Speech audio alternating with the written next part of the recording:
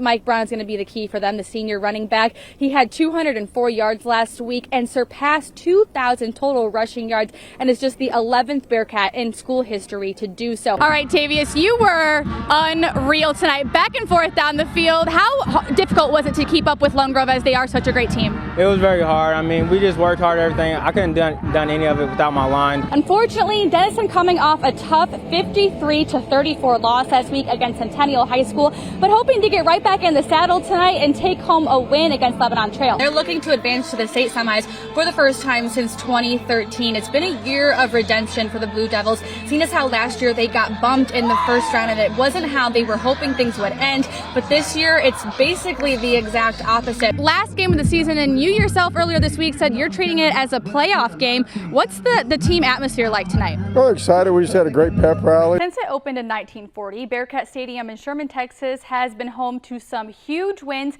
and highlight reel plays. But even if it stands for another 60 years, it'll hard to be topped what happened on a fall Friday night in 2019. Austin College women basketball continues to dominate the SCAC this season as they have for the last couple of years. The conference tournament is just 3 weeks away. They're currently sitting at the top of the standings, tied for second, and as of today secured a first round bye. Coming off a win yesterday against Southwestern, and they wanted another. Allie Longacre here. She passed it to Addison Walling, who gets the bucket and draws the foul. Roos up by 2. Right after that, Reagan Chiavarini throws it cross court to Casey West, the Sulphur grad. She drains the 3. Ostrich again, she misses this shot, gets the rebound, kicks it out to Briley Moon, who pulls the trigger and connects from the far side. They lead by 2. Colorado State doesn't like that though. They'll get the lead with just 10 seconds left with that 3-pointer from the far side.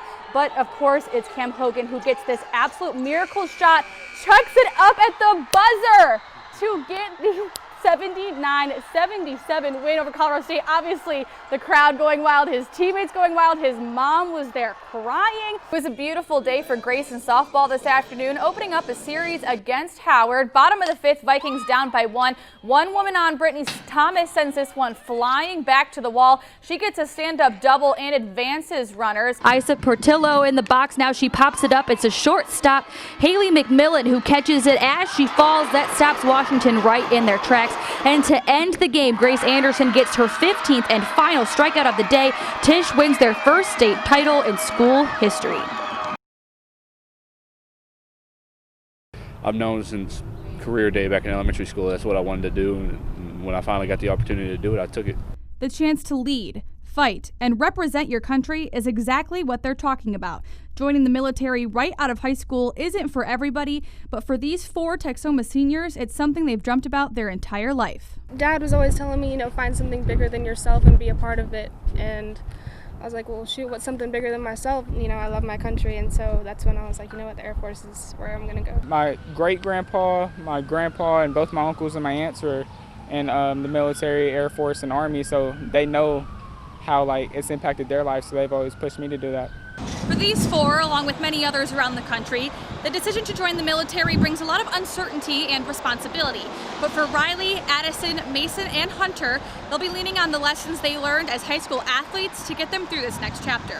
Football is probably the sport that helped me out the most, with the mentality of a team effort, not just me. Getting up at 6 o'clock in the morning for 2 days and going out in the August and July heat's not the most fun thing, but you figure it out and you do it with your friends. You do it with those coaches that you think are just the meanest dudes in the world, but they just want the best out of you and they make you into something you didn't think you were. Coach Rogers has always taught us work ethic, always being on time, integrity, just different stuff that also you can carry in for life. While all of these seniors share the same goal of serving the U.S., they each have a different idea of what exactly that will look like. I would like to be a linguist. For right now, I'm in security forces. That's the job that I qualify for, and that's the job that I got. So I'll go to Oklahoma State for 4 years. I'll do ROTC for all 4 years. I'll graduate, and then after that, start my career in the Army. At some point, I want to try to get into special ops, and I want to do search and rescue. I'm hopefully getting a reconnaissance, which is not easy to do, but my ultimate goal is more SOC. They've all been sworn in and will begin their training starting in July, and these Texoma kids are eager for what the future holds. I'm most excited for just the unknown and the journey, I guess. You know, I've always wanted to travel the world and see the different sides of the world because, you know, everything's not parts of America, so I'm excited about that. Most of us have grown up with the same soothing sound of when a jump shot hits the net and then falls right to the floor. But for Austin College senior Cameron Hill, getting buckets sounds a little different. I felt like I was going to be different than my fellow classmates in the classroom, and so that was kind of out of my comfort zone in a way, and I was more concerned that people were going to look at me as in I was different. Cameron was born with hearing loss. When he was in kindergarten, doctors told his parents that he's half deaf and would need hearing aids to help improve his daily life. I drawed a lot of attention. All the kids didn't know what hearing aids were at the time, and they all wanted to be around it, and they all asked questions about it, and so that took me by surprise. As a senior in high school, he decided he wanted to play college basketball. He made a situation known to coaches from the start, and Ruse head coach Rodney Wecker didn't shy away from the North Texas native. It was communicated early, so I wanted to go find out, you know, how good of a player he was, and then also I wanted to go see how he was able to function in practice. I'm very fortunate any college team would want to have somebody who's half deaf because it takes extra energy and extra effort to work around me, really. Without his hearing aids, which he doesn't wear at practice or during games, Cameron says it's like if you were listening to a song at full volume, then turned it down to less than halfway. But the challenges he faces on the court have created a unique communication style for AC. A little bit of adjustment of us having to do more signage with our hands, or every now and then on defense, I'll have to physically move him if I can't communicate with him verbally. It's never been a problem, it's just a little bit different. When we're out there, half the time we forget that he's deaf, so it's just normal. I guess I'm just used to it and settled, so I don't really look at it as being any different. The SCAC tournament begins on Friday, and the Roos have a first-round bye. But after their share of struggles from not even making the tournament last year, they've got some big plans for their trip to Kerrville. Never saw that we would be able to make it to the tournament. I knew we had the talent, but it was about buying into each other.